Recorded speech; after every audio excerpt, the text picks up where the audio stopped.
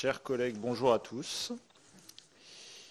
Messieurs les professeurs, nous sommes réunis ici pour poursuivre nos auditions dans le cadre de la mission d'information commune sur la réglementation et l'impact des différents usages du cannabis, avec une première partie qui nous occupe déjà depuis quelques auditions sur la question du cannabis thérapeutique ou à usage thérapeutique, usage médical. Cette question-là est plutôt suivie sous l'égide du rapporteur général Jean-Baptiste Moreau par Madame Emmanuelle Fontaine-Domézel, que j'excuse pour le moment et qui va sans doute nous rejoindre. Et dans le cadre de ces auditions cet après-midi, nous recevons donc des professionnels de santé, également présidents ou responsables de sociétés savantes, à commencer par le professeur Gilles Hédan, qui est neurologue, chef du pôle neurosciences du CHU de Rennes et représentant de la Société française de neurologie. Le professeur Éric Touvenot, qui est chef du service neurologie du CHU de Nîmes, chercheur au CNRS et président de la Société francophone de la sclérose en plaques. Le professeur Jamel Ben Smaïl, qui est au service de médecine physique et de réadaptation de l'hôpital de Garches. Vous êtes président de la fondation Garches et vous représentez la CNP-MPR, dont je n'ai pas... Si, le Conseil national professionnel de la médecine physique et de réadaptation, tout simplement. Voilà. Et le professeur Ivan Krakowski, vous êtes oncologue médical, chef du service interdisciplinaire de soins oncologiques de support à l'Institut Bergonié, et vous êtes président de l'AFSOS, qui est l'Association française des soins oncologiques de support. Ce bref cadrage étant fait, je vais laisser chacun d'entre vous peut-être présenter de manière plus détaillée son champ d'activité.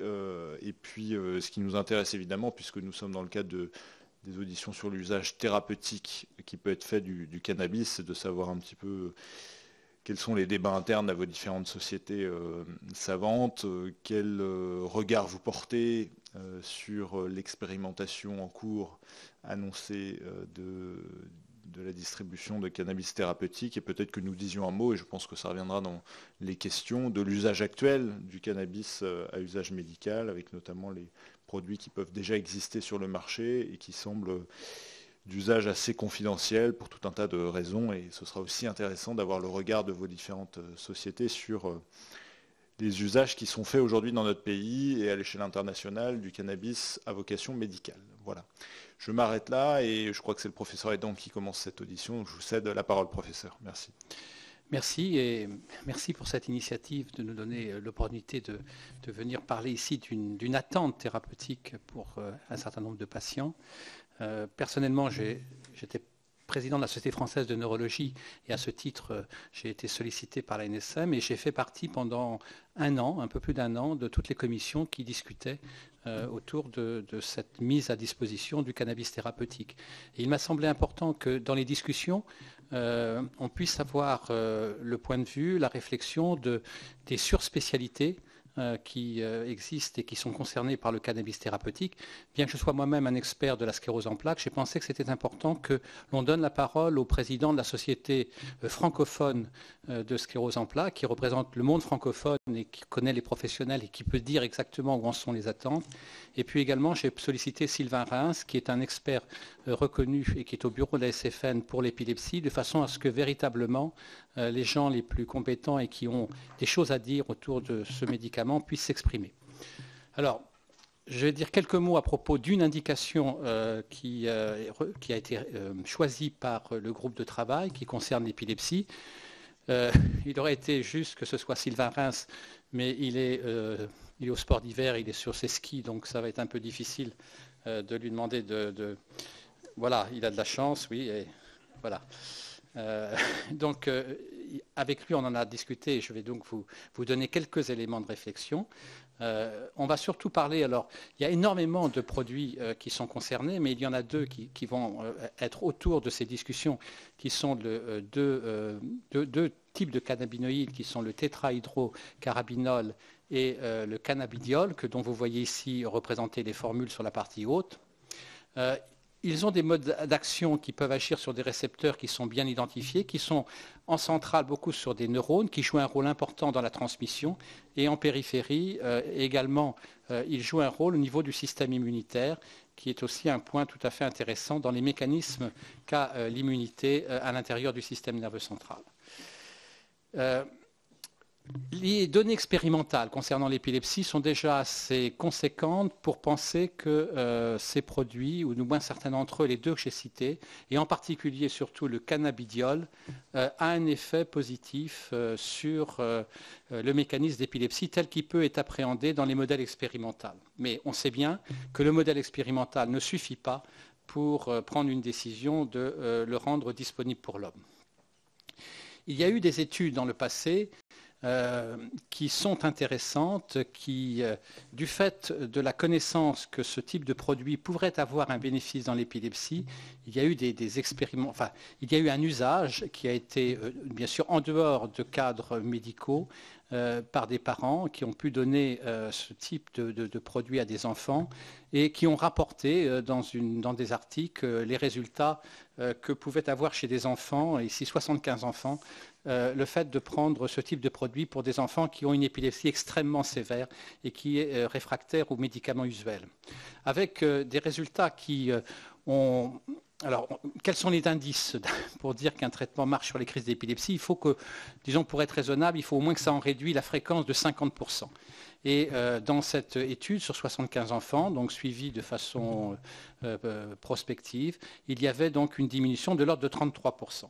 De la fréquence des crises. Mais avec des éléments qui pouvaient interpeller, c'est que quand vous voyez les différents sous-groupes de patients qui avaient répondu, c'était plus chez les hommes que chez les femmes. Le pourcentage était plus élevé chez les hommes.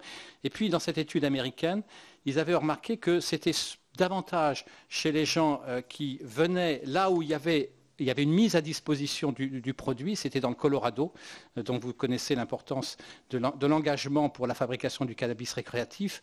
Il y avait un pourcentage qui était d'ordre de 45%, alors que les originaires du Colorado, qui pour eux avaient un accès relativement facile au cannabis, avaient un résultat bénéfique qui était moins. Donc ça levait un petit peu la question d'un effet, je dirais, plus placebo que d'un effet effectif. Il se trouve qu'en réalité, la démonstration scientifique, elle est venue alors même que notre commission se mettait en place. Deux articles importants du New England Journal of Medicine, qui est pour nous la première revue médicale mondiale, qui apporte souvent des réponses extrêmement pertinentes sur les innovations thérapeutiques, avec des exigences de qualité d'étude qui est la plus élevée. Donc deux études qui ont été menées contre placebo, donc selon les normes scientifiques qui sont aujourd'hui reconnues comme satisfaisantes, ont clairement démontré que pour deux maladies chez l'enfant, le syndrome de Lennox-Gastaut et une autre maladie, le syndrome de Dravet, que vous voyez que les gens qui recevaient le cannabidiol avaient un résultat autour de 40% de bénéfices, alors que le placebo, c'était entre 10 et 20%. Donc, démontrant clairement qu'il y avait un bénéfice à prendre ces drogues. Juste un petit clin d'œil, vous voyez Lennox-Gastaut. Gastaut, c'est un neurologue marseillais, donc français, donc qui a donné son nom à ce syndrome. Et Dravet, c'est Charlotte Dravet, qui est également un neurologue français. Donc, vous voyez que les neurologues en France font du bon travail. Voilà, ils sont pas... Voilà, exactement, c'est ce que j'allais dire. Vous voyez, à côté d'être ministre de la Santé, il y a aussi de grands scientifiques. Et le suivi donc, de ces patients a montré que ce soit pour l'épilepsie généralisée, celle qui est convulsivante et que probablement chacun d'entre vous connaît bien, ou les modes d'épilepsie différents, avaient le même pourcentage de bénéfices. Et le produit qui est concerné, c'est un produit qui est dans le commerce, c'est l'Epidiolex qui était mis à disposition pour cette étude. Alors, concernant les effets secondaires, il y a des effets secondaires qui sont attendus avec ce type de produit, essentiellement de la diarrhée, un état de somnolence et puis parfois une reprise des patients qui vont devoir arrêter le traitement car les convulsions repartent et donc considéré comme un effet qui peut conduire à l'arrêt. Et puis, il y a toute une discussion sur les mécanismes. Vous voyez, on en arrive même à essayer de voir quels sont les éléments qui ont pu être pertinents dans le fait de donner ce type de médicaments. On en arrive à aussi s'interroger sur le fait qu'il y a probablement, vous savez que les gens qui ont une épilepsie pharmacorésistante, ils ont déjà un traitement. On n'arrête pas le traitement pour leur donner un placebo ou un traitement ou le cannabidiol. Ils ont déjà des thérapeutiques qui sont là et qui ne suffisent pas, qui font qu'ils continuent à faire des crises. Et la question est posée de savoir s'il n'y a pas une synergie entre ces médicaments qui sont donnés pour l'épilepsie. Et là, il semble bien, sur ce type d'études, que le clobazam, qui est commercialisé sous le nom d'Urbanil, est un médicament qui pourrait être synergique, car ils ont la même cible. Ils sont l'un et l'autre inhibiteurs du cytochrome P450, peu importe, mais il semble bien que le fait d'avoir une association entre le cannabidiol et le clobazam, eh bien, apporte un élément qui est positif et qui pourrait renforcer le bénéfice des cannabinoïdes, mais peu importe, l'important c'est qu'il apporte un élément positif. Voilà, je ne vais pas détailler davantage, mais c'est ça le message principal de cette étude. Donc, si on doit conclure, et ça c'est la conclusion donc, de Sylvain Reims, dont il m'a donné les différents messages qu'il souhaitait porter à votre connaissance, il y a bien une convergence des données expérimentales et cliniques en faveur de l'efficacité antiépileptique du cannabidiol. Il y a une efficacité qui est démontrée dans des essais donc, de très haut niveau de phase 3, dans le syndrome de Dravet de Lennox-Gastaut que je vous ai présenté. Il y a probablement, et là il y a une marge bien sûr de questionnement et qu'il faudra continuer à travailler pour bien le situer, mais il y a probablement une efficacité qui est plus large que ces seuls syndromes où ça a été vraiment très bien étudié. Et puis, il y a toute la discussion autour de quel type de cannabinoïdes on peut utiliser au mieux, voilà, quel ratio. Là, c'était essentiellement l'usage du cannabidiol, mais il y a peut-être des associations qui peuvent être, ou des formulations qui peuvent être extraites des cannabinoïdes qui peuvent être intéressantes. Donc, il y a tout un questionnement qu'il faudra conduire et un questionnement autour de la tolérance de ce traitement.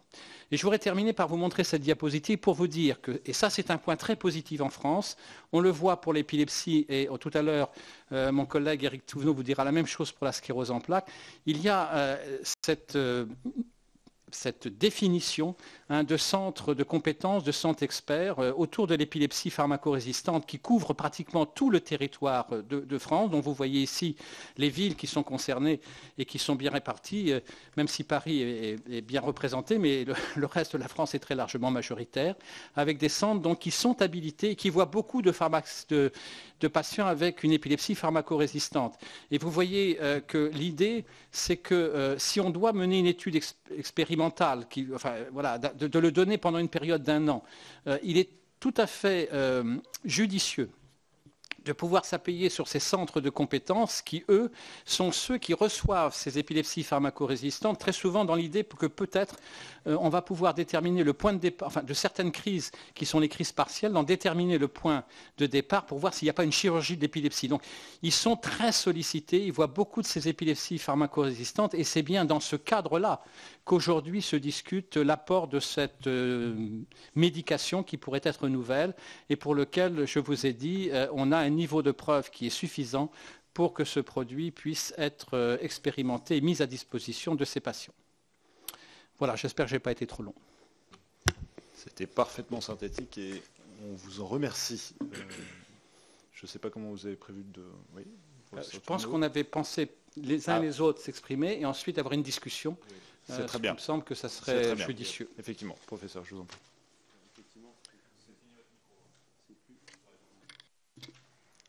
C'est plus logique que je prenne la suite en tant que président de la Société francophone de sclérose en plaques, suite à l'introduction du professeur Gilles-Aidant.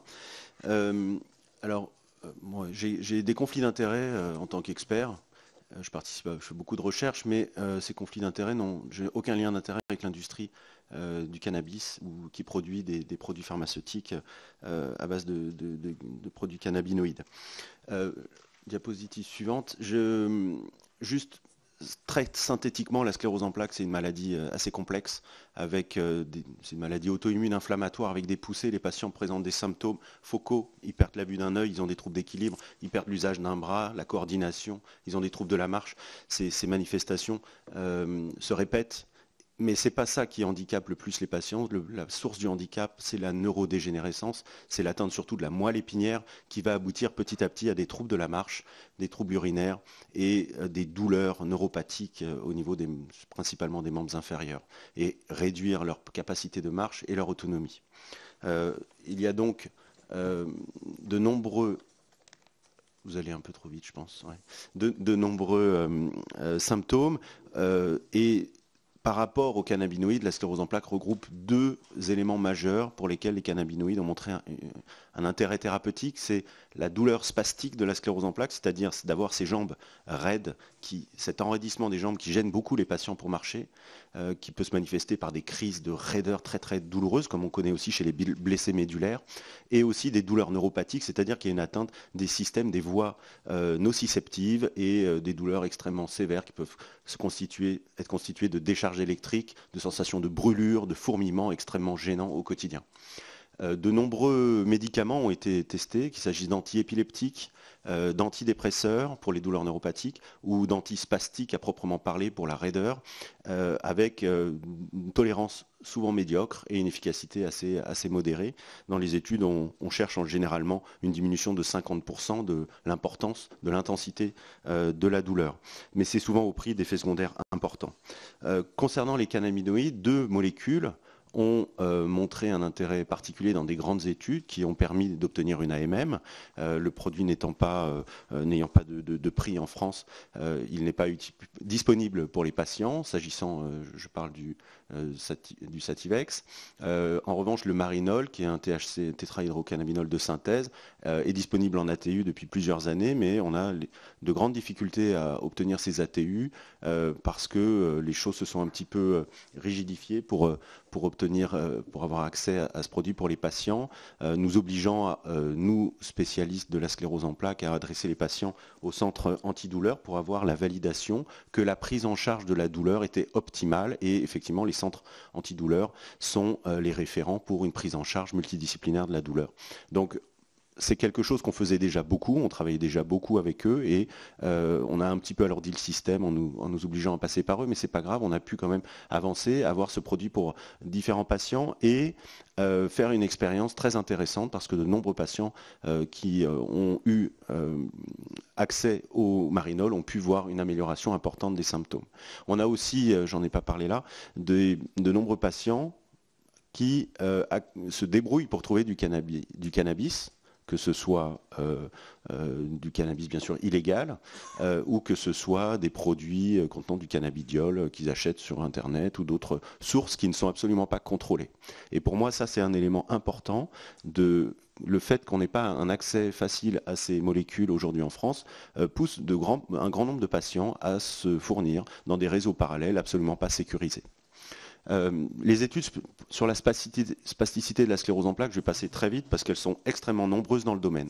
Et tellement nombreuses qu'il y a même des méta-analyses et des revues de la littérature qui établissent que ces produits sont efficaces dans la spasticité, dans les douleurs neuropathiques de la CEP ou d'autres douleurs neuropathiques d'ailleurs. Un essai important avait sélectionné les patients répondeurs dans une première phase, puis randomisé les patients qui semblaient répondre entre traitement et placebo et montrer une efficacité importante. Je crois qu'on peut passer sur ces données. Ce qui est important, on voit les courbes entre placebo et traitement qui sont vraiment clairement différentes, significatives. Et si on avance encore, des méta-analyses ont pu être proposées, reprenant toutes les formes d'utilisation du cannabis, qu'il s'agit des extraits de plantes, puisque la plante est extrêmement complexe, comme vous le savez, avec énormément de molécules.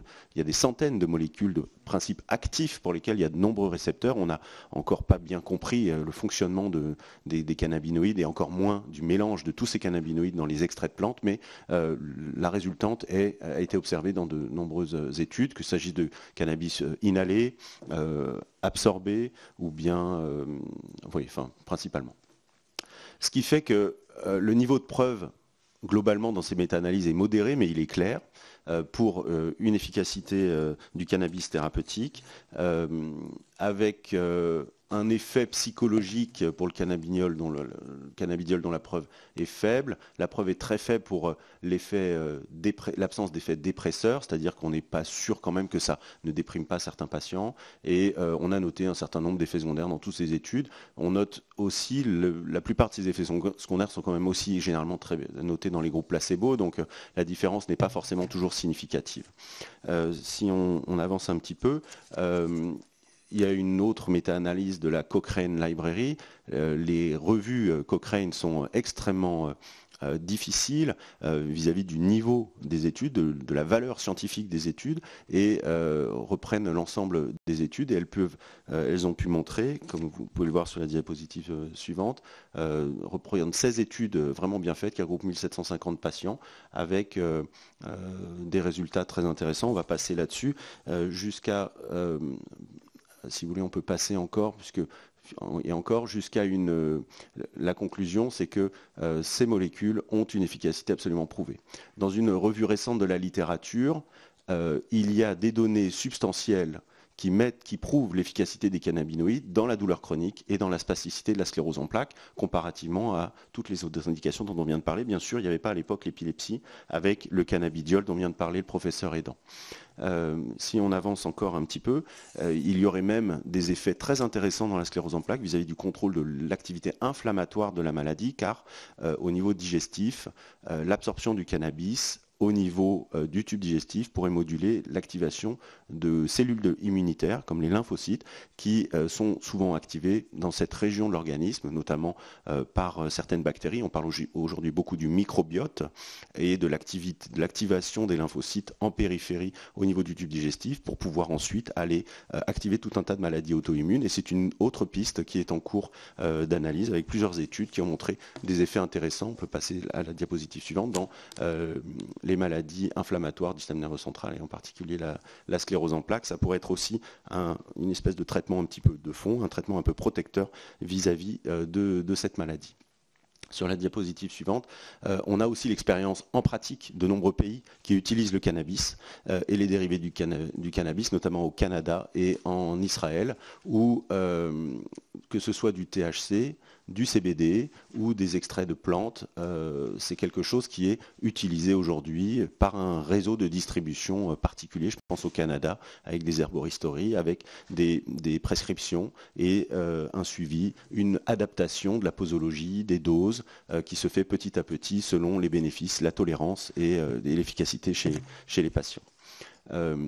Donc, comme l'a bien dit le professeur Aidant, il y a pour nous une urgence à cette mise à disposition des produits cannabinoïdes. L'efficacité est prouvée, ces produits sont disponibles en Europe et dans plein d'autres pays du monde. En France, on est les derniers à pouvoir le proposer, j'ai envie de dire, par rapport à notre niveau de vie et notre avancée du système de soins. Et c'est une urgence parce que les patients se fournissent sur des réseaux parallèles sans contrôle de ce qu'ils prennent, ni qualitatif, ni quantitatif, et on ne peut pas les suivre de manière très adaptée de cette manière-là. Si vous pouvez juste revenir à la diapo, voilà. Les études qui nous sont proposées sont cette expérimentation est très intéressante parce qu'on va contrôler les dosages, les associations entre CBD et THC. On aura des produits assez purs ou des extraits de plantes bien calibrés. Ça va nous permettre dans les centres experts sclérose en plaques d'avoir une coordination des indications, du suivi des patients, des recueils de données prospectives sur la tolérance et l'efficacité dans ce groupe de patients et d'en profiter pour former tous les acteurs du soin, y compris le médecin généraliste qui va suivre le patient. On est en train dans la commission est en train de mettre en place des formations pour les acteurs de soins qui vont participer à cette expérimentation autour du patient et on pourra utiliser des échelles validées pour la spasticité, la douleur, la cognition, le handicap de la maladie dans un circuit de délivrance qui sera sécurisé pour un grand nombre de patients. Le seul bémol que j'apporterai à cette initiative, c'est qu'il y a un nombre de patients restreint et il y a une concurrence entre les différentes indications et c'est un petit peu entre nos sociétés, une course contre la montre pour pouvoir traiter nos patients avant les autres et les inclure dans cette expérimentation parce qu'il n'y aura pas de marge de patients supplémentaires en dehors de cette expérimentation dans un premier temps et les autres devront attendre cette expérimentation pour pouvoir avoir accès. Donc on s'organise, on repère les patients spastiques, douloureux. On les inscrit dans notre petit carnet pour qu'on puisse démarrer l'expérimentation et être prêt pour nos patients. Mais c'est quand même un peu dommage d'être limité dans cette expérimentation au nombre, pour un petit nombre de patients de quelques milliers. Et puis, j'ai préparé des réponses aux questions que vous nous avez formulées, que je garde pour la discussion éventuellement, qui pourront servir de base de travail à cette discussion. Je vous remercie.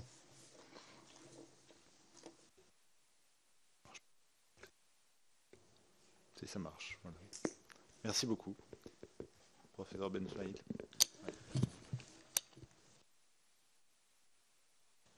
Oui, bonjour à tous, merci de nous donner l'opportunité de communiquer cet après-midi. Donc je représente la Société française de médecine physique et de réadaptation et le CNP de MPR.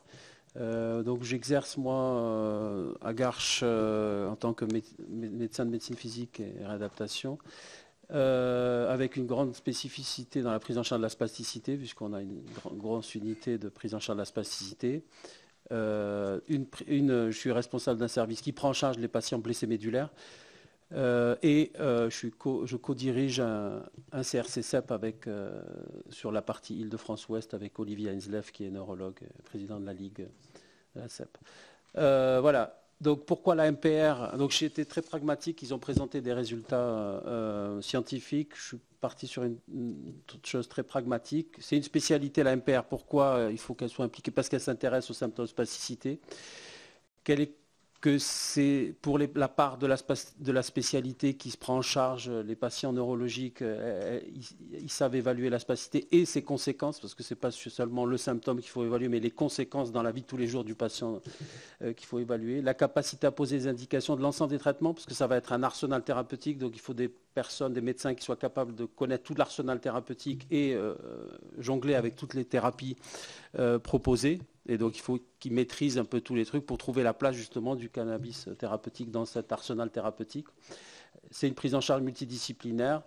La capacité également de connaître et traiter les facteurs aggravants également est importante, parce que la spasticité et la douleur neuropathique va être aggravée par ce qu'on appelle les épines irritatives et des facteurs aggravants. Donc, il faut corriger ça avant parfois de corriger la spasticité en elle-même. Et certaines pathologies telles que la lésion médulaire est quasi exclusivement suivie par les MPR. Après la phase aiguë de réanimation, il n'y a que quasiment les MPR qui suivent les blessés médulaires en France. Position, donc, expérimentation nécessaire, oui, ça on répond, la spécialité répond par l'affirmative, bien entendu. Il y a un besoin existant, très probablement oui. Des indications, très probablement oui, bien entendu. On voit tous nos patients se fournir justement à l'étranger et voir des bénéfices nets de la prise en charge par ces thérapies, après avoir essayé tous les types de traitements antispastiques ou de douleurs neuropathiques et avec peu d'efficacité parfois et beaucoup d'effets secondaires. L'évaluation est nécessaire dans les différentes indications. Oui, également, il va falloir évaluer de manière un peu plus précise, notamment dans la spasticité, les indications réelles de ce traitement-là. On a actuellement, en fait, pour rebondir sur ce qu'ont dit mes collègues par rapport à la façon dont les patients... Moi, je suis beaucoup de blessés médulaires et beaucoup de sclérose en plaques. Et en fait, le profil de traitement est différent. Les CEP ont tendance à aller plutôt chercher à l'étranger le cannabis médical, alors que les blessés médulaires ont tendance à fumer du cannabis. Et tous les matins et le soir, en partant de mon service, j'ai des relents de cannabis en sortant de mon service. Donc voilà. Mais historiquement, les patients blessés médulaires ont toujours fumé pour calmer leur douleur et calmer leur spasme et leur spasticité. Donc les profils de patients sont différents. Les uns vont les chercher à l'étranger, les autres achètent plutôt du cannabis. Ils peuvent le payer. Oui, tout à fait, bien sûr. C'est pas avec l'allocation adultes handicapés. Donc, juste avant, s'il vous plaît, donc les deux grandes indications dans notre spécialité, c'est la spasticité douloureuse du patient blessé médulaire et les douleurs réfractaires aux thérapies accessibles. Il y a une prévalence très importante de la douleur parmi les patients qu'on suit, que ce soit blessé médulaire ou sclérose en plaques. C'est aux alentours de 70% et c'est le premier motif de consultation souvent de ces patients. On est pour les deux pathologies aux alentours de ce type de pourcentage de prévalence de la douleur. Diapo suivante. Reste à définir quand même quelques petites choses. La spasticité douloureuse. Les études qui ont été menées au niveau international sur la spasticité ont parlé de spasticité douloureuse. C'est pas simple toujours de faire la part des choses sur ce thème de spasticité douloureuse parce que souvent il y a une intrication de spasticité, de douleur neuropathique et de spasticité douloureuse chez les mêmes patients. Et donc il va falloir bien définir tous ces éléments-là quand on va faire cette expérimentation et par la suite également. Elles sont parfois associées et donc nécessité de professionnels médicaux connaissant bien le symptôme et ses conséquences et les pathologies en question. Donc, parce qu'on là on mélange des pathologies que sont la CEP, la lésion médulaire, le cancer, et des symptômes que sont la douleur et la spasticité. Donc il faudra bien faire attention à ne pas se brouiller le message avec ce mélange des genres. Les patients blessés médulaires, pour revenir à ça, parce que je suis là essentiellement pour parler de cette pathologie, de cette demande forte de cette population, spasticité et douleur neuropathique. Il y a un fort usage du cannabis dans cette population de patients. On n'a pas des chiffres très, très précis, bien entendu, mais j'aurais tendance à dire que un tiers des patients au minimum qui passent dans nos services atteints de lésions de la moelle épinière traumatique utilisent du cannabis. Ils sont jeunes.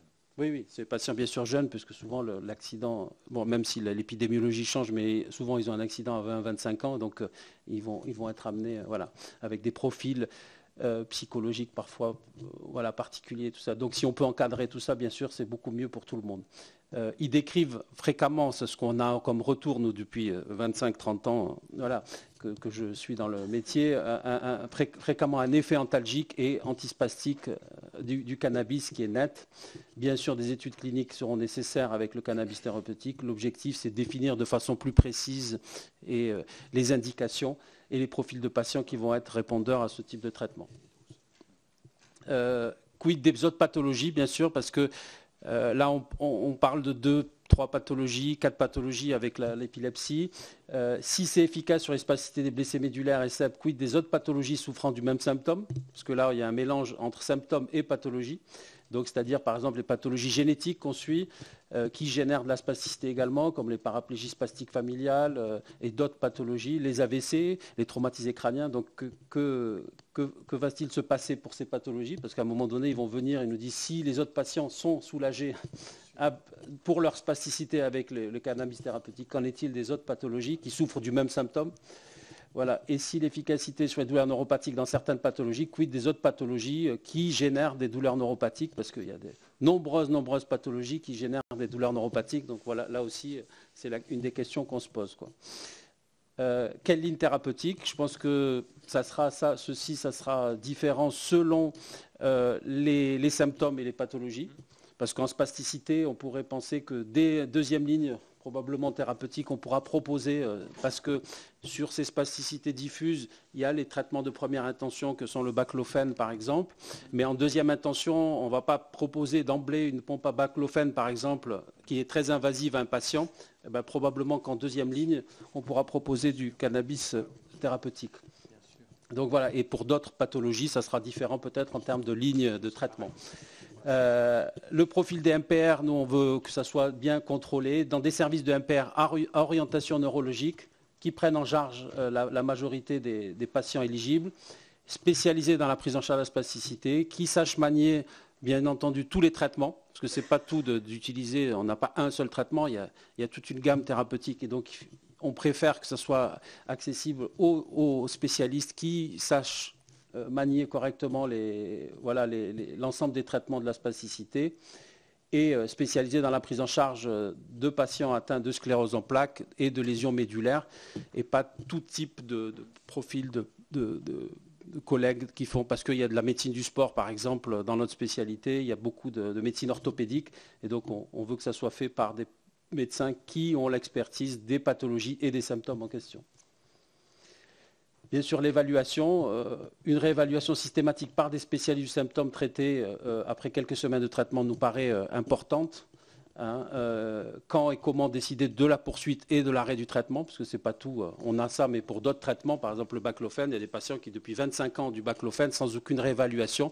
Il est important de revoir les patients par des spécialistes du symptôme et décider si oui ou non on doit poursuivre ou arrêter le traitement parce qu'il n'y a pas d'efficacité, bien entendu. Et ça me paraît majeur. Et avec des outils d'évaluation, comme l'a dit mon collègue Éric Touvedoux, systématisés et une évaluation systématisée de ces patients.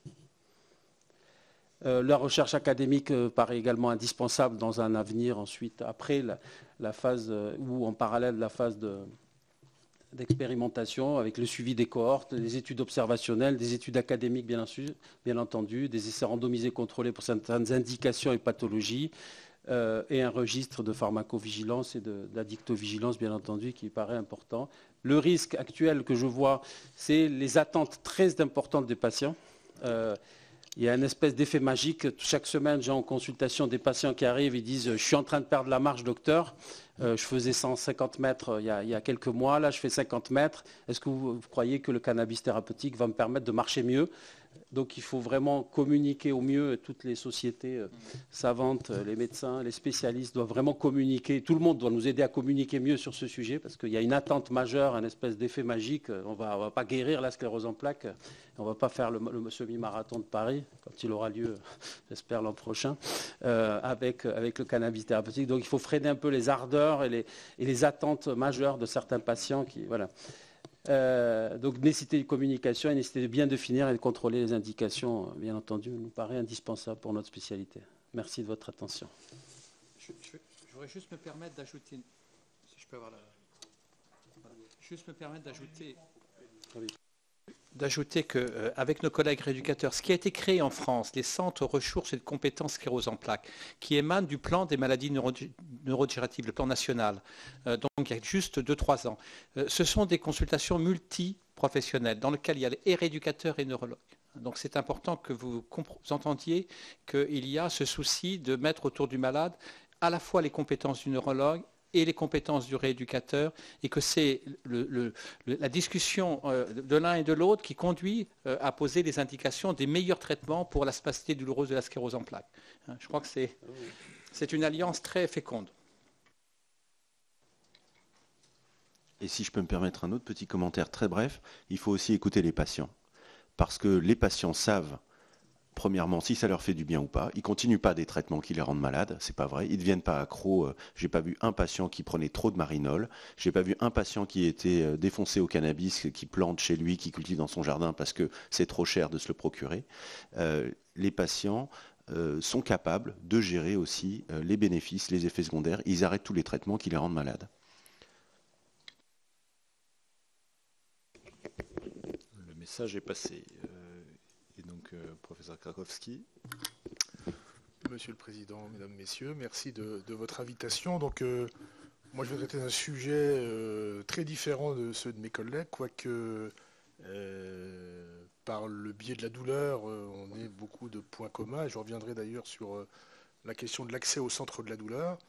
Je voulais juste dire un mot de ce qu'est l'association francophone pour les soins de support, parce que je pense que c'est un domaine qui est peut-être un peu méconnu, et c'est un domaine qui a une dizaine, quinzaine d'années en cancérologie.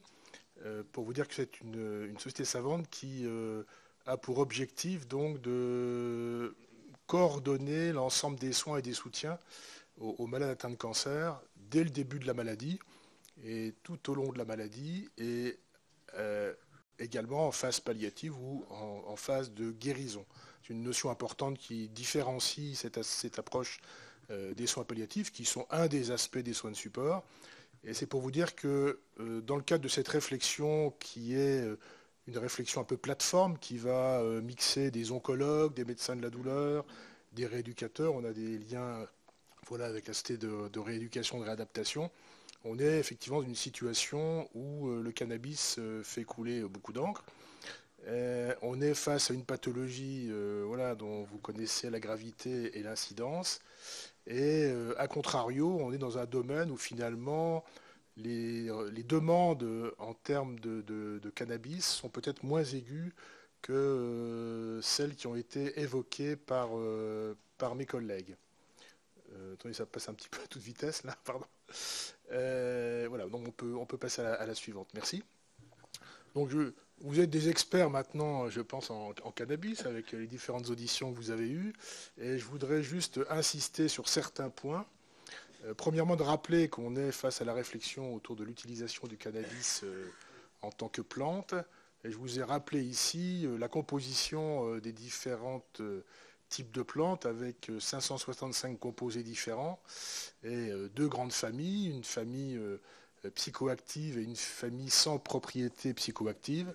Et on voit bien que sur ces deux aspects, on a effectivement à réfléchir en fonction de l'indication au type de cannabis, d'extrait de cannabis qui devra être utilisé. Mais c'est pour vous dire aussi combien on a déjà évoqué les différences qu'il peut y avoir entre l'utilisation du cannabis plante et l'utilisation d'un extrait comme les comprimés, les médicaments qui ont été cités, parce que visiblement, c'est peut-être l'association de ces différentes composantes qui peuvent rendre la plante particulièrement intéressante par rapport aux médicaments qui sont commercialisés. Par ailleurs, on voit que dans les propriétés, on a une grande variété de thèmes qui sont intéressants, l'activité anti-inflammatoire, antalgique, ça a été évoqué, anxiolytique, anticancéreuse, je vous en dirai un mot rapidement parce que c'est important, et on voit que c'est l'association finalement de ces supposées actions, je dis supposées parce qu'on a quand même encore des grandes difficultés à en connaître la pertinence, qui vont être intéressantes. Suivante, s'il vous plaît.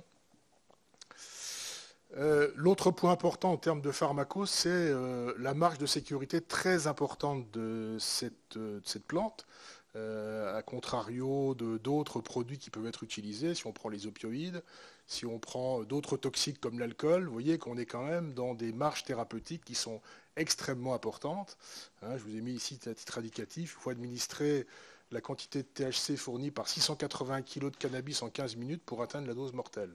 Donc c'est vrai que c'est aussi quelque chose d'intéressant dans la réflexion sur l'utilisation de ces médicaments en médecine, parce qu'on n'a pas beaucoup de produits finalement dont l'index thérapeutique peut être aussi intéressant et ça peut nous autoriser comme un argument supplémentaire pour aller effectivement vers l'utilisation assez large dans des symptômes rebelles de ce type de médicaments.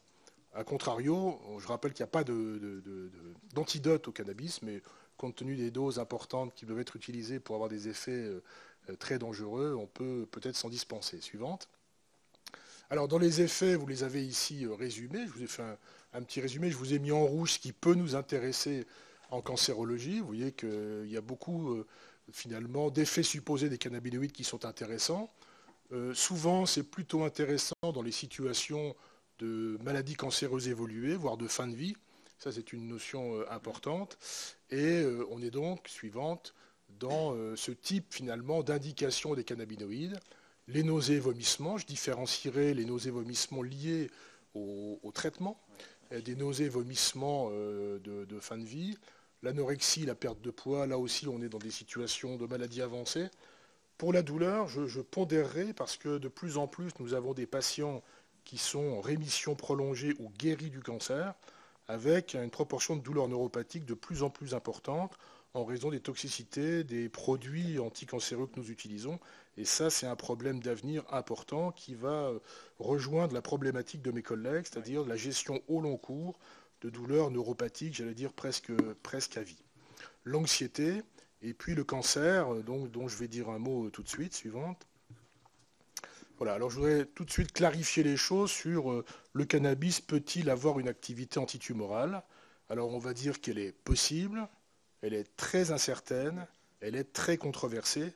Et sincèrement aujourd'hui, avec les progrès fantastiques qui sont offerts par les nouvelles thérapies en cancérologie, je doute que le cannabis soit une molécule d'avenir pour le contrôle de la maladie cancéreuse. Je vous ai cité ici une méta-analyse aussi récente de 2018 qui module gravement l'effet qui a pu être trouvé soit sur des cultures cellulaires, soit chez l'animal, avec des études très controversées en fonction du type d'études et avec les connaissances sur l'immunosuppressivité justement des cannabinoïdes qui pourraient poser problème. Donc sur la question traitement du cancer par le cannabis, sincèrement, je pense que ce n'est pas une voie d'avenir, même s'il est évidemment intéressant d'observer quand on mènera les différentes études ce qui peut se passer.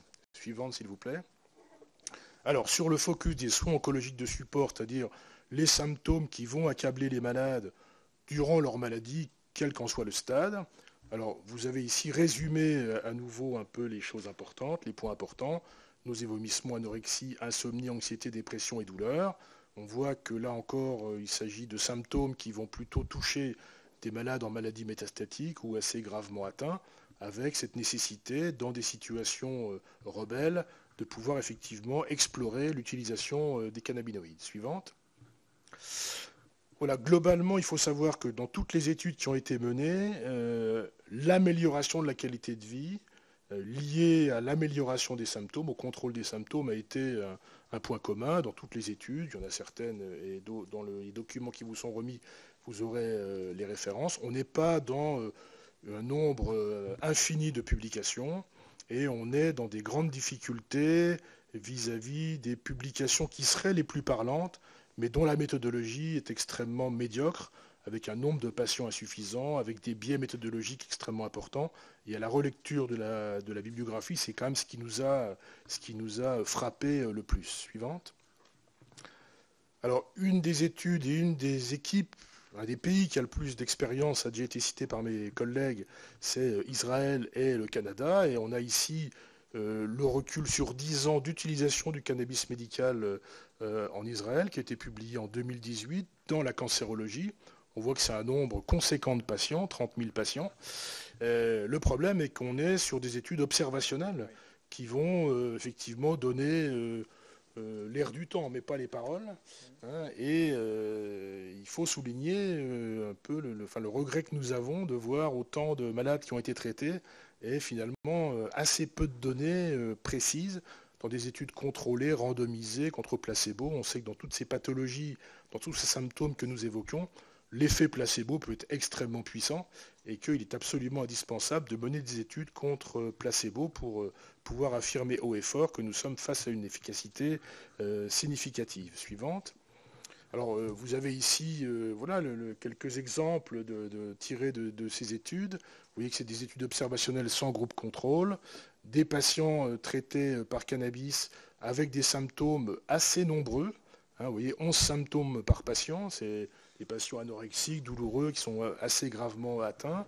75% n'avaient jamais eu de cannabis. Et on voit les motifs de prescription que j'ai déjà cités. Vous voyez, l'insomnie, la douleur, la fatigue, nausées, etc. Et toute cette observation a été faite par téléphone. Donc là aussi, on doit pondérer un petit peu peut-être les résultats qui sont obtenus. Évaluation à 1 mois, évaluation à 6 mois. Suivante. Et on voit que l'utilisation, comme je l'ai cité tout à l'heure, de variétés des plantes a été extrêmement nombreuse. 16 souches de cannabis différentes, avec des proportions de THC et de CBD extrêmement différentes. Et on ne sait pas quels patients, dans quels symptômes, ont reçu telle ou telle molécule. Donc il peut y avoir une perte de puissance extrêmement importante, hein, avec des difficultés d'interprétation. Suivante, s'il vous plaît. Voilà. Alors on s'aperçoit qu'à 1 mois, on a quand même une observance qui reste importante. 82% poursuivent le traitement. 66% rapportent une amélioration significative. 20% une amélioration modérée à 1 mois. Donc c'est plutôt des choses intéressantes. Et on voit que les syndromes subjectifs, les symptômes les plus subjectifs sont ceux qui sont les plus améliorés. Nausées, vomissements. Je ferai un focus sur les nausées, vomissements parce qu'on dispose aujourd'hui de drogues extrêmement puissantes et bien plus que le cannabis pour les contrôler. Et on voit que dans toutes ces études, ces produits de référence récents qui donnent des contrôles, des nausées, vomissements extrêmement importants, n'ont pas été utilisés. Donc ça, c'est un problème important sur la fatigue, sur tout ce type. Mais vous voyez que c'est du déclaratif. Il n'y a pas d'outils de mesure et d'outils comparatifs. Suivante. À 6 mois, on retrouve une amélioration significative. Donc évidemment, avec la pondération que j'ai citée tout à l'heure, on est quand même intéressé par voilà, les résultats, le nombre de patients importants qui nous poussent à pousser un petit peu les investigations et aller un petit peu plus loin. On voit que ces résultats se maintiennent a priori à 6 mois. Suivante. Voilà, vous voyez, sur l'amélioration de la qualité de vie, hein, la courbe orange, c'est plutôt après. On voit que la qualité de vie qui était jugée à 20% avant le traitement est jugée à 70% favorable après le traitement. Donc encore une fois, il n'y a pas à discuter, c'est quelque chose qui est tout à fait intéressant. Et quand on compare avant-après, on a une différence qui apparaît significative avec la pondération que je donnais tout à l'heure. Suivante. Voilà, sur la douleur, je ne vais pas reprendre tous les éléments. Certains ont été abordés par mes collègues. Il y a une littérature assez importante. Mais encore une fois, dans toutes les études sérieuses ou les méta-analyses, on est dans une amélioration faible à modérée. On n'est pas capable aujourd'hui d'affirmer que la douleur est nettement améliorée par le cannabis, d'autant plus qu'il faut différencier les différents types de douleurs et que c'est sûrement vers la douleur neuropathique, comme ça a été évoqué, que les choses seront les plus intéressantes. Donc encore une fois, curieusement, malgré l'utilisation majeure de ce produit dans différents produits, on est encore en difficulté pour affirmer les résultats. Et bien sûr, l'étude qui va être menée en France sera très intéressante. Suivante. Voilà, alors, sur le contexte général, il y avait quelques questions qui étaient posées, on y reviendra, j'imagine, mais voilà, on peut dire qu'on est dans un contexte répressif. En France aujourd'hui, ce qui peut créer peut-être un engouement justement pour réclamer ces produits interdits, comme ça a été évoqué, l'effet magique, l'effet un petit peu complot des médecins ou des laboratoires qui ne voudraient pas libéraliser le produit, je ne sais pas du tout. Enfin, il y a un problème sociétal là qui est important. Alors on voit que la consommation est quand même assez importante, hein. Elle prédomine dans le sud et l'ouest du pays, hein, donc je suis particulièrement touché, méfiez-vous. Représentation banalisée, quelques dizaines de décès par an quand même, souvent pour des associations, alcool, cannabis et des doses importantes, hein. Et donc tout ceci a conduit à demander l'aide de l'ANSM, ce qui est une très bonne chose. Suivante. Voilà, je vais passer sur les produits très vite parce qu'ils ont été évoqués par mes collègues, mais juste pour signaler que ces produits ont été mis à disposition, mais que pour des raisons de remboursement ou pour raisons de niveau de preuve, ou parce que le laboratoire n'est pas intéressé, qu'on est dans des situations de prescription orpheline, ça n'a pas été poursuivi. Suivante, je vous ai remis voilà, pour vos références. Suivante, s'il vous plaît. Et ça a toujours été utilisé en dehors des nausées, vomissements pour le marinol, en dehors de la cancérologie, avec les difficultés ici d'ATU nominative qui posent un peu un problème pour faciliter la prescription, comme l'a dit mon camarade. Sur la consommation de cannabis, moi je vous renvoie aux données de l'Observatoire français des drogues et des toxicomanies. Je n'ai pas de données particulières en dehors de celles-là à soumettre, et les chiffres là datent de 2015. Je pense que la situation a dû s'aggraver, entre guillemets, après, probablement sur la consommation. Suivante. Voilà. Et pour conclure, je dirais qu'en cancérologie, on a quand même des données insuffisantes et modestes sur l'efficacité de l'utilisation de ce produit. On a une action probablement indirecte dans le contexte de la douleur du cancer, avec des nouveaux mécanismes à explorer. Il y a un vrai potentiel thérapeutique pour, on va dire, les symptômes rebelles. Voilà, d'un point de vue éthique et humain, je pense qu'aujourd'hui, utiliser le cannabinoïde dans des situations comme ça est quelque chose de tout à fait justifié dans la mesure où il y a un contrôle. Et puis, il y a effectivement toute la difficulté de mener des essais cliniques sur le sujet, avec l'accès aux produits, l'intérêt de l'industrie et les possibilités réglementaires qui sont un vrai problème. Suivante, je crois que j'ai à peu près fini là. Donc ça, c'est les conclusions de l'ANSM que vous avez déjà entendues, hein. Alors je rappelle, pour compléter le discours de mon collègue tout à l'heure, que nous avons participé avec le professeur aidant à ce premier comité. L'objectif est uniquement d'étudier la faisabilité et non pas les résultats. On aura une approche en termes de résultats, mais l'objectif de l'ANSM que nous partageons, c'est de voir comment le processus de diffusion du cannabis pourra se faire de façon réaliste avec les équipes hospitalières, les équipes de ville, les pharmaciens. Donc il ne faut pas attendre de cette expérimentation qu'on puisse donner des résultats scientifiques pertinents. Suivante. Et je crois que c'est une étape tout à fait importante. Voilà les réponses aux questions auxquelles on reviendra. Mais voilà, je crois que c'est un peu une première mondiale, si je puis dire, que dans un pays, on ait une démarche aussi rigoureuse pour diffuser, étudier les modalités de diffusion et avoir une vraie démarche réglementaire, éthique, et nous permettre de construire les données scientifiques nécessaires pour l'utilisation de ce produit. Et indépendant des laboratoires. Et indépendant des laboratoires, bien sûr. Je vous remercie. C'est nous qui vous remercions.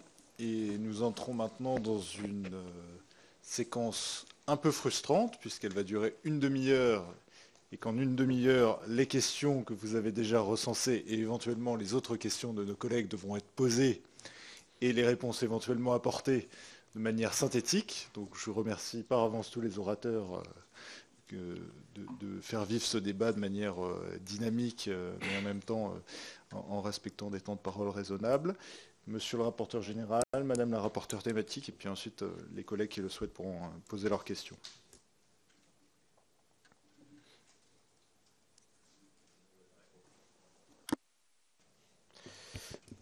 Merci, merci messieurs, merci Monsieur le Président de me passer la parole et merci pour la clarté de vos propos et l'exhaustivité de vos propos. On a eu beaucoup d'informations et ça fait du bien de voir des médecins qui sont en face de patients et pas qui sont uniquement dans la théorie et le dogme. Si certains voient ici à quoi je fais référence. J'ai plusieurs questions, alors je vais me limiter pour laisser la place à mes collègues. Donc, vous avez cité les médicaments qui sont déjà aujourd'hui, qui contiennent déjà des substances à base de cannabis, Marinol, Sativex. Bon, le Sativex, on sait qu'aujourd'hui, il ne peut pas être utilisé puisque la Haute Autorité de Santé n'a pas trouvé d'accord avec le fabricant au niveau des tarifs notamment. Le Marinol est, semble-t-il, assez peu prescrit depuis 20 ans. Est-ce que vous avez une explication par rapport à ça? Et plus globalement, est-ce que vous avez connaissance de recherche soit fondamentale, soit de recherche appliquée au niveau des cannabinoïdes, aussi aujourd'hui en France, outre l'expérimentation de la NSM, mais sur les effets, on va dire, des cannabinoïdes? On sait qu'il y a beaucoup de recherches en Israël, on sait qu'il y en a en Portugal, qu'il y en a aux États-Unis, et il semble que la France là-dessus soit un peu à la traîne au niveau de la recherche, parce qu'on sait qu'il y a le CBD, le THC, certes, mais il y a d'autres cannabinoïdes. Et est-ce que vous avez connaissance de recherches un peu poussées qui seraient en train de se mettre en place en France suite à l'expérimentation? Sinon, comment vous expliquez les résistances qu'on a dans notre pays par rapport au développement justement de l'usage du cannabis à vocation thérapeutique? Quelle est, à votre avis, l'ampleur de l'usage du cannabis de façon illégale aujourd'hui par les patients? Je suppose que vous en avez connaissance puisque vous y êtes confrontés tous les jours. Est-ce que certains même vous demandent à vous des solutions pour pouvoir se soulager leur douleur? Est-ce que vous voyez notamment d'autres, parce qu'aujourd'hui l'expérimentation de la NSM se fixe sur 5 pathologies, est-ce que vous voyez éventuellement d'autres pathologies où il pourrait être intéressant d'utiliser du cannabis à vocation thérapeutique?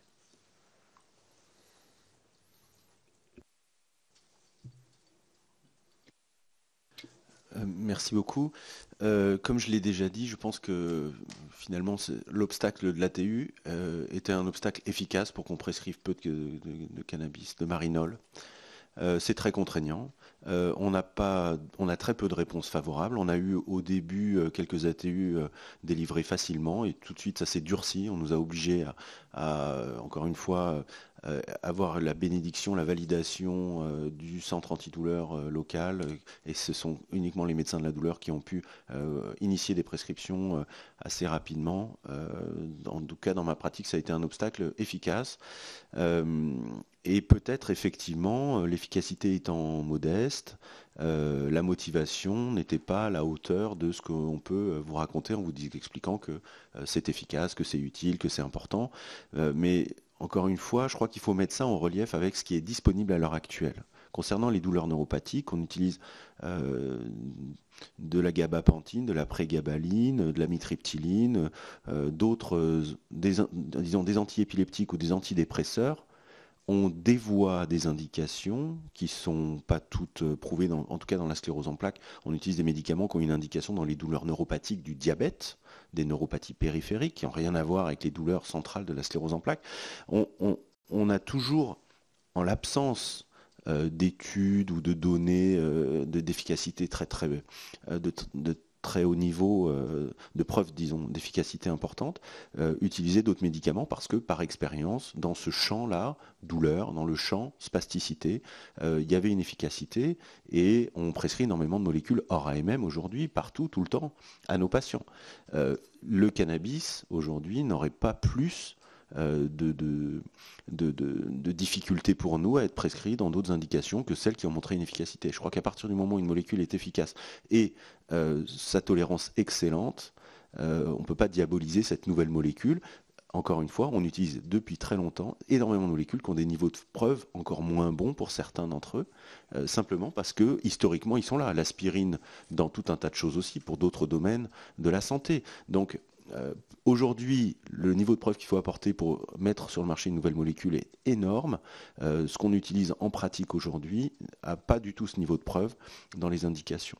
Donc ça, je crois que c'est important pour répondre aussi à un autre aspect de la question. Et puis oui, la TU a été vraiment un obstacle. Il faut faire tomber ces obstacles pour pouvoir nous permettre d'avoir accès à ces nouveaux médicaments dont les règles de mise sur le marché sont beaucoup plus dures que ceux qu'on utilise au quotidien. Moi, je dois dire un petit mot pour la sclérose en plaques, en complément de ce que vient de dire le professeur Touvenot. Le Sativex donne satisfaction dans les pays européens qui l'ont à disposition. J'avais l'espoir qu'en tant que neurologue français, si je fais une prescription de Sativex, quelqu'un peut aller en Belgique avec mon ordonnance, il peut se fournir. Ce n'est pas du tout comme ça. Il faut qu'il rencontre un neurologue belge qui le voit à des tarifs qui sont élevés, d'un produit qui est très cher et qui, au bout du compte, fait que très peu ont accès à ce produit. Rappelant que la plupart du temps, ce sont des scléroses en plaques avancées. C'est des scléroses en plaques qui sont lourdement handicapées. Donc, vous voyez, il faut traverser la France, il faut aller, c'est quand même un poids pour le patient qui n'est absolument pas acceptable, qui fait qu'il y a quelques patients qui effectivement vont dans un pays européen pour en obtenir à un coût bien sûr qui est sur leur propre fonds qui est faible. Ce sont des gens qui ne travaillent plus depuis des années, qui vivent avec des aides et qui n'ont pas les moyens de pouvoir s'offrir des médicaments à ce prix-là. Donc il y a un ressentiment qui est extrêmement douloureux et une attente qui est très forte, et on a tous dans tous les CRC une liste de dizaines de patients qui sont en attente de pouvoir bénéficier de ce type de médicaments. Quant à fumer des pétards, probablement que beaucoup de nos jeunes scléroses en plaques en fument, ils ne nous le disent pas toujours, et ils ne le fument pas uniquement pour des douleurs. Donc c'est un peu compliqué. On n'a pas vraiment un retour très...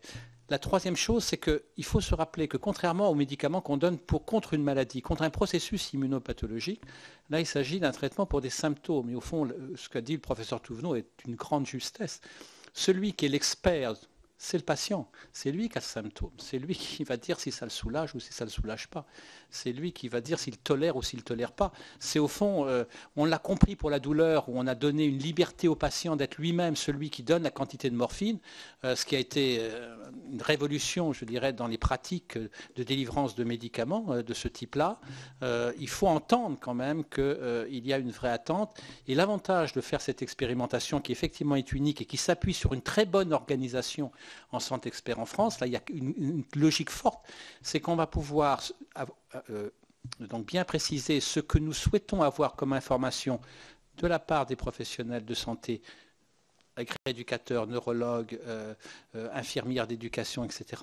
Et puis du côté des patients eux-mêmes, toutes ces échelles de qualité de vie dont on voit qu'aujourd'hui elles prennent de plus en plus de place et d'importance et regardées de près par les agences de santé et aussi par les associations de malades. Oui, deux remarques très brèves. Concernant les symptômes, les autres symptômes qui pourraient être pris en charge, dans la mesure où on met une démarche de contrôle extrêmement sérieuse, bien conduite, personnellement, je ne vois pas pourquoi on refuserait à des patients en situation d'échec thérapeutique de ne pas pouvoir profiter de cette expérimentation pour essayer de soulager leurs symptômes. C'est comme ça, de façon empirique, qu'on a trouvé les indications. Vous évoquiez le glaucome. Je ne suis pas du tout un spécialiste, évidemment, sur le sujet, mais il faudrait interroger les ophtalmologues. Dans des situations graves, ça pourrait être utile. La deuxième chose, c'est concernant les freins autour des ATU qui, effectivement, nous compliquent la vie et que l'excès d'administration à l'hôpital est quand même un frein que vous connaissez parfaitement bien. Eh bien, il y a aussi la difficulté, ça a été évoqué pour la CEP, de collaboration fort honorable entre les neurologues et les centres de la douleur. Sauf que dans les centres de la douleur, aujourd'hui, les délais d'attente sont de 2 à 3 mois. Et dans quelques années, je ne sais pas ce qui restera comme centre de la douleur. Et donc, vous voyez, les difficultés tout à fait pratico-pratiques qui font qu'on aimerait bien collaborer beaucoup plus entre nous, mais qu'on a des vraies difficultés de temps. Oui, pour en revenir, l'ATU est un frein majeur, je pense, la lourdeur administrative de la... Et c'est le cas, c'est pas spécifique d'ailleurs au traitement tel que le Marinol, puisque la tisanidine, qui est un autre antispastique, qui a une AMM et qui est prescrit en libre-service, disons, sans ATU dans les autres pays, est relativement prescrit dans les autres pays, et en France très peu prescrit. alors qu'il a une efficacité à peu près équivalente au baclofène. Le baclofène est très fortement prescrit, la tizanidine ne l'est pas, alors que c'est le deuxième traitement qui a une AMM et la NSM, je faisais partie du groupe de travail NSM, baclofène et tizanidine sont les deux seuls qui ont montré une efficacité. On utilise des traitements qui ne sont pas efficaces ou qui sont hors AMM, et on n'utilise pas les traitements AMM parce que l'ATU alourdit énormément. Donc le dantrolène qui n'a jamais montré d'efficacité est utilisé, alors que la tizanidine qui a montré une certaine efficacité faible, mais inefficacité, n'est pas utilisée à cause de l'ATU, quoi. Donc voilà. Et ensuite, par rapport aux problématiques des pathologies, en effet, comme je l'ai dit tout à l'heure, en effet, ces symptômes, on les retrouve dans d'autres pathologies. Il sera difficile d'empêcher les patients qui sont atteints du même symptôme dans d'autres pathologies d'être traités. Voilà, donc une paraplégie, une adrénoleucodystrophie, une paraplégie spastique familiale qui a la même spasticité, qui a la même gène fonctionnelle, on sera quand même... Si je peux rajouter juste un tout petit commentaire, l'ATU c'est très très lourd parce que le patient doit aller à la pharmacie hospitalière. Les patients dont on parle ont un handicap neurologique. Et donc on rajoute des obstacles aux obstacles. Dans l'expérimentation cannabis thérapeutique, on aura la chance d'avoir le médecin traitant, d'avoir le pharmacien de ville et de pouvoir rendre disponibles les produits. Oui, juste par rapport à cet élargissement de l'indication qui est effectivement tout à fait justifié, il est vrai que dans l'esprit de beaucoup de gens qui étaient présents donc, dans les discussions de la commission à la NSM, c'est qu'on avait entendu que c'était une expérimentation pour une durée courte, pour une preuve de concept qu'on arrive à maîtriser la distribution de façon satisfaisante. Et c'est pour ça qu'elle ne devait pas durer plus d'1 an. Mais dans notre esprit à tous, c'est qu'après, il faut qu'il y ait une possibilité que ce soit tout à fait élargi. C'était juste pour sécuriser les pratiques, en sachant qu'il y a quand même en toile de fond quelque chose qui vient obscurcir la discussion sur le cannabis thérapeutique, c'est le cannabis récréatif. S'il n'y avait pas la problématique du cannabis récréatif, je pense que les choses ne se poseront pas du tout dans ces termes-là. C'est cela qui fait la singularité de nos discussions et l'importance dans les imaginaires collectifs que recouvre le mot cannabis appliqué à un soin, alors qu'il est dans beaucoup, bien sûr, appliqué à d'autres usages que celui du traitement. Merci. Madame la rapporteure thématique. Merci, Monsieur le Président. Merci, messieurs les professeurs. Alors, parce que nous n'avons pas beaucoup de temps, je vais limiter mes questions, mais surtout parce que vous avez répondu à beaucoup de questions déjà. Et finalement, je voulais vous parler de l'expérimentation de la NSM et ce que je perçois, en tout cas le sentiment que je vis, c'est plutôt votre enthousiasme. Donc, je me dis que la NSM ne s'est pas trompée sur les pathologies. J'entends aussi votre impatience. Parce que l'impatience, vous parlez de patients qui attendent et qui en ont besoin, et aussi le sentiment, et vous venez d'en parler, d'un champ qui est limité de l'expérimentation. Donc cela acte probablement l'efficacité du cannabis thérapeutique, puisque ce sont quand même des points assez positifs. Et quand on parle d'efficacité du cannabis thérapeutique, moi je me pose la question, et vous n'êtes pas les seuls à qui je pose la question, mais dans l'expérimentation, ce qui est prévu, c'est que ce soit des patients qui ont déjà tout essayé. Et est-ce que vous pensez qu'on pourrait avoir une prescription de cannabis thérapeutique en première intention? Est-ce qu'il faut attendre d'avoir tout essayé pour utiliser le cannabis thérapeutique, donc sur la première intention. Ensuite, vous êtes donc les spécialistes des pathologies retenues par l'expérimentation. Moi, je voudrais connaître d'abord votre rôle avant, pendant et après l'expérimentation.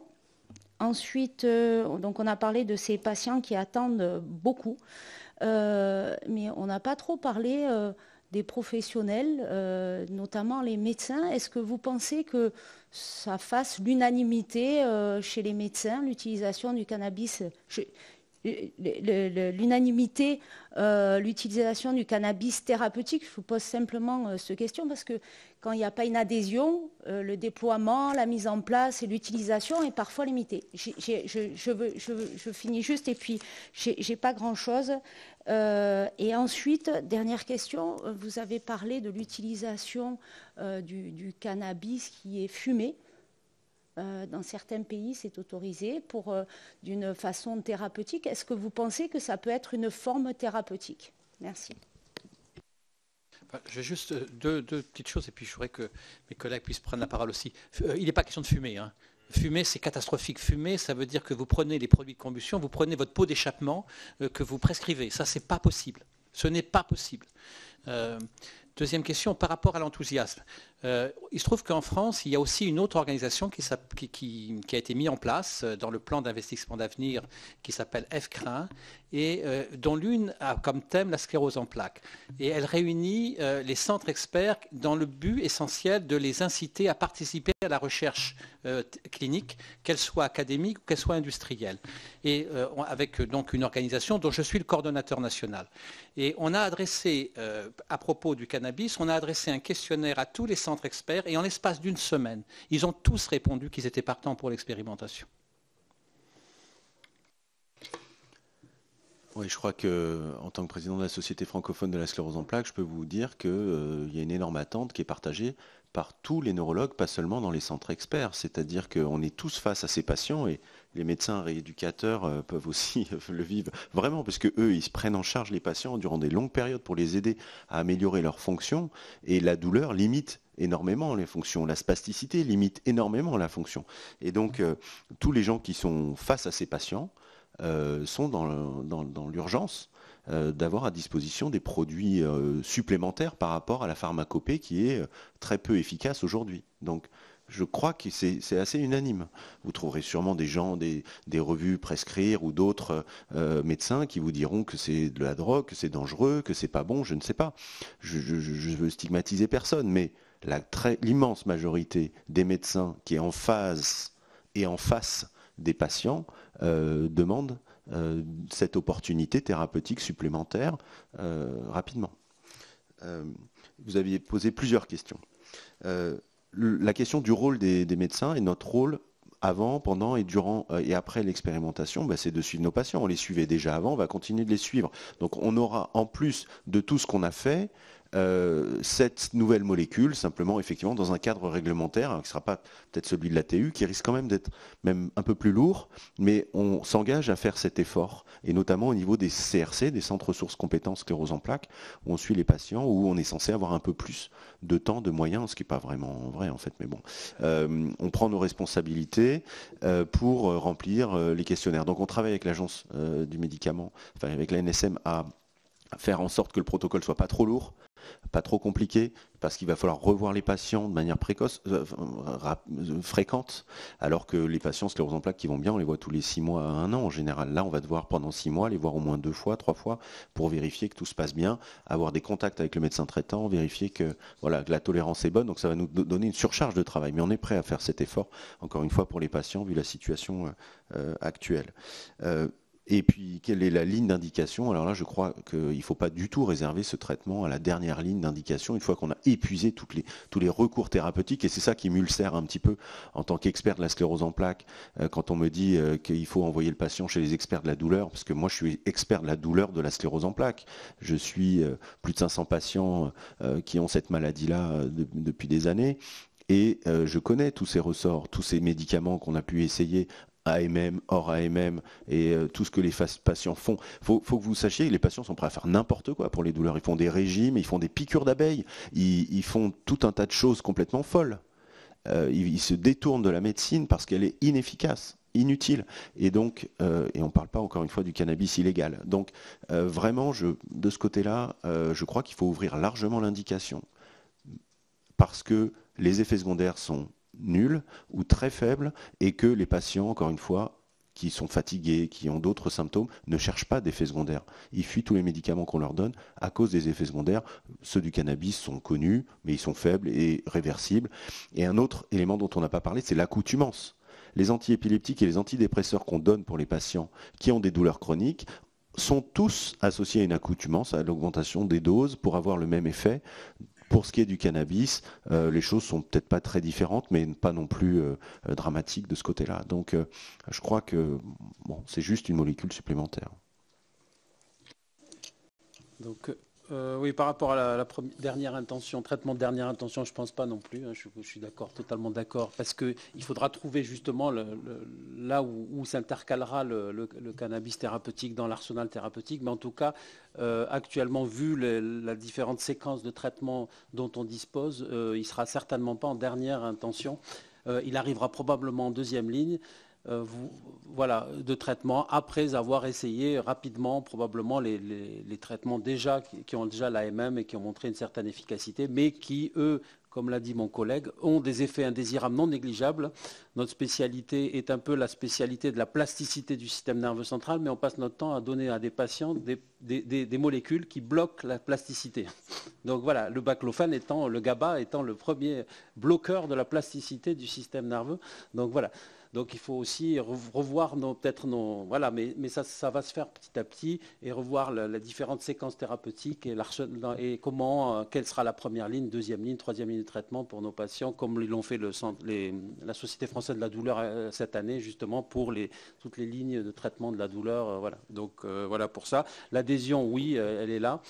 On a envoyé, nous également, aux collègues du Collège des enseignants de la spécialité à la Société savante un mail, et une semaine après, on avait déjà 25 centres qui se posaient comme... voilà. Et je reçois encore des mails de centres qui souhaiteraient participer à l'expérimentation parce qu'ils n'ont pas été dans la première vague de centres qui ont été sélectionnés et qui souhaiteraient absolument, si possible, pouvoir participer. Donc, il n'y a pas de problème pour ces pathologies comme la sclérose en plaques ou la lésion de la moelle épinière. Juste une remarque sur l'adhésion des professionnels, qui est une question extrêmement pertinente. C'est justement l'expérimentation qui va nous permettre de voir comment ça fonctionne. Ça, encore une fois, c'est une première. À ma connaissance, ça ne s'est jamais mis en place comme ça. Et là, on va voir comment les pharmaciens, les médecins adhèrent, etc., sans surcharger les centres experts. Donc ça va être une question tout à fait originale et intéressante. Mais ce sera complexe parce que le médecin généraliste va avoir un rôle majeur, et un des obstacles qu'on est en train de préparer avec la NSM, c'est la formation obligatoire qui va durer 3 heures. Et je ne connais pas beaucoup de généralistes qui bossent de 14 heures par jour, qui vont avoir le temps de se former. Ça va être un obstacle supplémentaire. Donc il faudra qu'on trouve dans nos réseaux, et vous savez qu'un médecin généraliste a 1 ou 2 ou 3 patients sclérose en plaques, grand max. Il va devoir faire un effort énorme pour un patient, une indication pour son traitement. Ça va être compliqué. Donc, il faut qu'on travaille encore avec l'agence.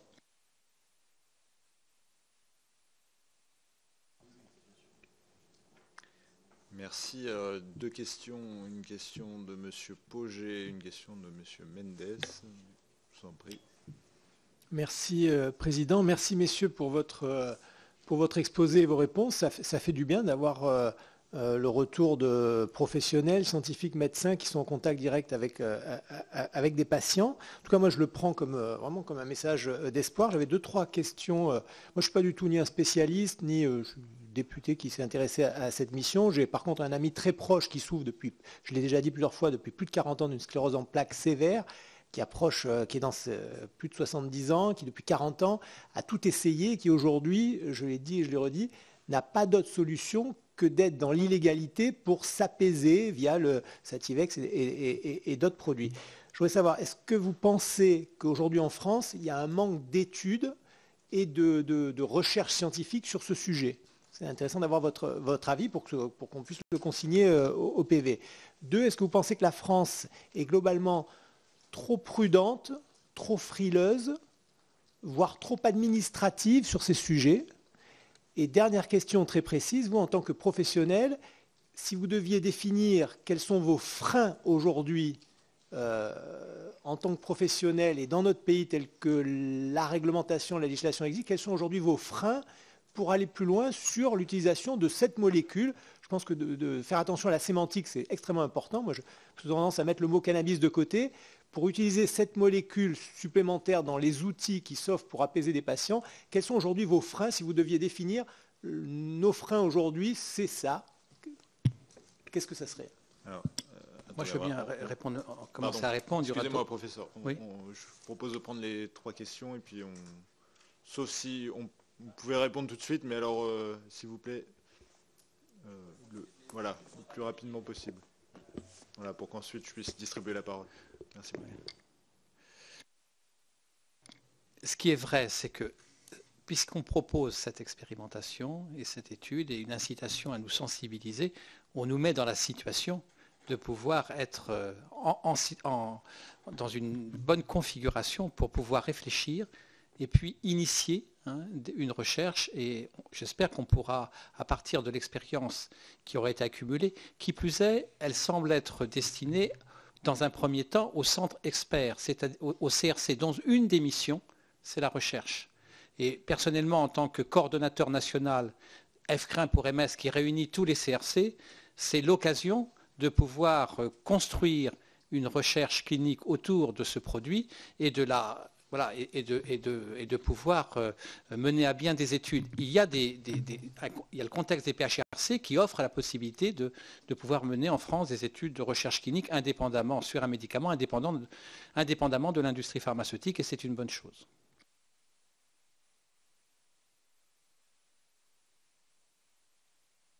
Oui, pour répondre à vos questions sur les études, évidemment, on est à la demande d'études et on a bien montré que on était dans l'idée qu'il y avait des indications, mais qu'elles étaient extrêmement mal connues et qu'elles nécessitaient de ne pas créer un engouement illusoire face à des études mal foutues. Sur les freins, qui est l'autre problème important pour nous, c'est évidemment le temps humain. Ce qui nous pose problème, enfin, on ne va pas repartir dans les débats sur l'hôpital public, mais le problème, il est là. C'est-à-dire que pour mener des études comme ça, les contraintes administratives, le suivi des patients prend un temps considérable. Et aujourd'hui, tout ça est fait dans des conditions qui ne sont pas très bonnes. Et les contraintes administratives, on sait que nous sommes un pays très administratif, mais l'autre exemple, c'est l'exemple des autorisations par les CCPPRB.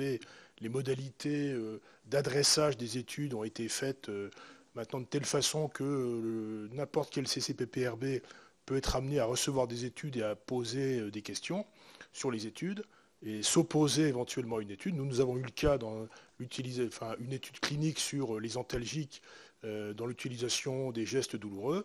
Et nous avons été obligés de faire appel parce que le CCPPRB auquel nous nous sommes adressés visiblement n'était pas bien au fait de la problématique, etc. On a changé de CCPPRB, ça a duré 1 an. On a perdu 1 an pour mener cette étude. Voilà un exemple de contrainte, vous le voyez, je ne vous ferai pas le détail des courriers faits et des possibilités de rencontrer nos interlocuteurs, ce qui n'était pas possible. Le CCPPRB ne reçoit pas les experts. Voilà des trucs tout bêtes qui font qu'on est coincé. Vraiment, 30 secondes. Des freins, ils sont multiples. À tous les niveaux, c'en est un exemple. La lourdeur administrative, je ne sais pas si elle est spécifique à la France, mais freine tout un tas d'initiatives.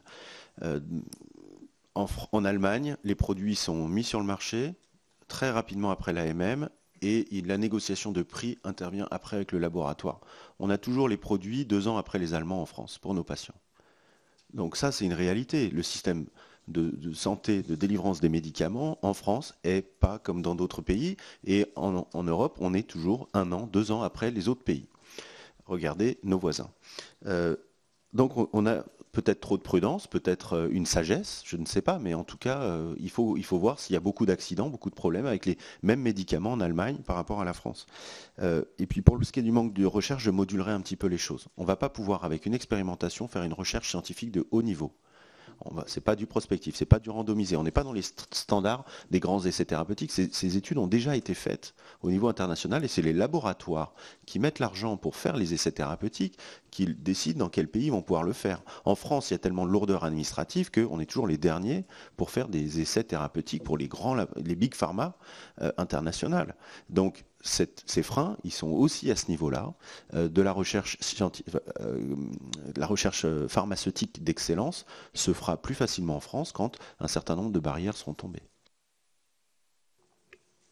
Là encore, le message est passé. Alors, 2 dernières interventions et questions, Ludovic Mendes et Paul Molac, et puis ensuite on passera à votre dernière intervention. Merci. Je revenais juste sur ce que vous disiez tout à l'heure, sur la sclérose en plaques. C'est ce qui là m'interpelle le plus. Au niveau des médecins généralistes, si je ne dis pas de bêtises, chaque patient atteint de sclérose en plaques est suivi de façon annuelle, au moins par un neurologue. Est-ce qu'aujourd'hui, avec le dossier médical partagé ou personnalisé, il n'est pas en capacité d'avoir une prescription du neurologue et un suivi complémentaire par les médecins généralistes en cas de risque de problématique? La deuxième question, toujours sur la sclérose en plaques, est-ce que le cannabis, les molécules développées ne peuvent servir simplement pour les personnes qui ont des douleurs, ou elles peuvent intervenir sur d'autres problématiques liées à la sclérose en plaques? Des personnes qui ont des tremblements, d'autres phénomènes. Et la dernière question sur le sujet, concernant les enfants, on sait qu'aujourd'hui, il y a des cas d'enfants qui sont touchés par la sclérose en plaques, même si c'est infime, je peux en témoigner. Quels sont l'accompagnement qu'on peut faire avec ces enfants, sachant que la maladie, quand elle est déclarée très tôt, c'est un peu plus compliqué que quand elle se déclare très tard. Quel accompagnement on peut avoir? Est-ce que cette molécule peut avoir des impacts potentiels ou pas? Parce qu'à chaque fois qu'on parle de cannabis, on nous rappelle qu'il y a un danger potentiel pour les mineurs ou pour les moins de 21 ans. Est-ce qu'il y a un risque potentiel, ou alors ça sera une molécule comme les autres et qu'il y a peut-être même moins de risques que d'autres médicaments qui sont donnés aujourd'hui? Merci Paul Molac. Et puis ensuite, Oui, alors donc je voulais vous remercier d'abord pour le souci du patient, parce que c'est vrai que vous le mettez bien au centre de vos problématiques et ça me paraît moins important. On a bien entendu votre appel sur la simplification administrative, mais bon, je dois avouer que c'est une maladie qui touche là par contre tous les domaines de la vie publique et pas simplement le domaine de la médecine, et que on a un peu l'impression du tonneau des Danaïdes. Mais bon, ça fait partie de notre quotidien. Alors, si je résume rapidement la chose, avec toutes les précautions que vous avez prises pour nous expliquer que bon, il n'y avait pas de choses clairement établies au niveau scientifique, en tout cas à votre niveau, pour dire que c'était très positif, mais votre connaissance empirique de la chose nous laisse quand même penser que cette molécule serait particulièrement intéressante pour les questions de spasticité et les questions de sclérose en plaques. C'est bien ça qu'il faut comprendre. Donc vous êtes très très favorable à cette expérimentation ou pas? Oui, J'ai peut-être pas été assez clair, mais je tiens à préciser une chose. Vous avez entendu des sons de cloche différents selon les pathologies. Pour la sclérose en plaques, les douleurs neuropathiques et les spasticités douloureuses de la sclérose en plaques, ou même plus largement, blessés médulaires et autres, les données scientifiques sont très robustes. L'effet est faible, mais les preuves scientifiques sont là. Elles sont très claires. Dans d'autres domaines, les études n'ont pas permis de conclure de manière fiable, claire, de manière concordante, et il y a encore besoin de faire d'autres recherches. Et c'est infini. Il y a tout un tas d'indications, vu l'effet pléiotrope de ces molécules sur le cerveau. Donc, pour la sclérose en plaques, notamment les douleurs neuropathiques, l'épilepsie, on a vu des données dans le plus grand journal de médecine, le New England Journal of Medicine, c'est réglé. Tout est clair. La molécule, c'est comme n'importe quel médicament, il faut qu'elle soit disponible aujourd'hui. Et l'Epidiolex est disponible aujourd'hui. Et pour la sclérose en plaques, il n'y a pas de raison que ce soit différemment, ou pour la spasticité ou pour les douleurs neuropathiques. Après, évidemment, il y a encore d'autres angles d'attaque à apporter avec des niveaux de preuve encore insuffisants. Une intervention en conclusion peut-être, professeur? Si vous souhaitez répondre. Oui, je voulais juste par rapport aux enfants, pour vous dire, en fait, la problématique de la spasticité douloureuse, elle se rencontre à un stade relativement avancé de la maladie, et ça peut arriver, j'en ai plus quelques-uns, mais c'est quand même inhabituel que la spasticité douloureuse se manifeste chez l'enfant. C'est lorsqu'il atteint ses 10 ans, ses 15 ans, ses 20 ans après le début de la maladie. Donc ils ont atteint l'âge adulte pour la plupart d'entre eux. Donc ça ne se pose pas vraiment chez l'enfant, je crois, ou de façon très très particulière, la prescription de ce type de produit pour l'enfant dans la sclérose en plaques. Et concernant tremblement, autres symptômes, on verra avec l'expérience. Partons de ce qui est démontré. On va analyser aussi à côté tous les autres symptômes dont se plaigne le patient. On aura peut-être des bonnes surprises. Il va dire mes jambes elles sont un peu moins raides, mais surtout j'arrive mieux à utiliser ma main parce que j'avais une petite gêne, etc. Et les MPR vont être utiles aussi pour nous aider à pouvoir quantifier cette fonction et ces bénéfices. Juste un petit aparté par rapport, parce que je m'intéresse pas mal à la conduite automobile chez les personnes en situation de handicap. Il ne faut pas que le législateur oublie cette problématique de la conduite automobile chez ces patients qui seront sous traitement. Donc voilà, c'est un élément majeur selon nous, quoi. Puis juste un dernier point, parce que je pense que c'est un message qu'il faut que vous entendiez. Le fait d'avoir pris cette décision, et pour nous, on est très heureux de cette décision, qui est une expérimentation pendant 1 an, à condition qu'elle soit courte. Les gens qui vont utiliser ce produit sont des gens qui auront l'occasion de pouvoir le tester, auront l'occasion de pouvoir avoir un regard, c'est-à-dire d'être en situation de questionnement, parce qu'eux-mêmes appartiennent à des centres qui sont habitués à faire de la recherche, de faire de la recherche clinique, de s'interroger, de faire de la recherche thérapeutique. Et donc ce sont ces gens-là qui vont être les prescripteurs au cours de la première année. Donc on peut faire le pari que l'idée de mettre en place ou de lancer des études cliniques à partir du fait qu'on a eu une première expérience qui va générer des questions peut faire espérer qu'en France, d'une situation où il y a très peu d'études qui se développent avec ce type de produit, génère plein de questions et donc potentiellement plein d'études de recherche clinique pour les années à venir.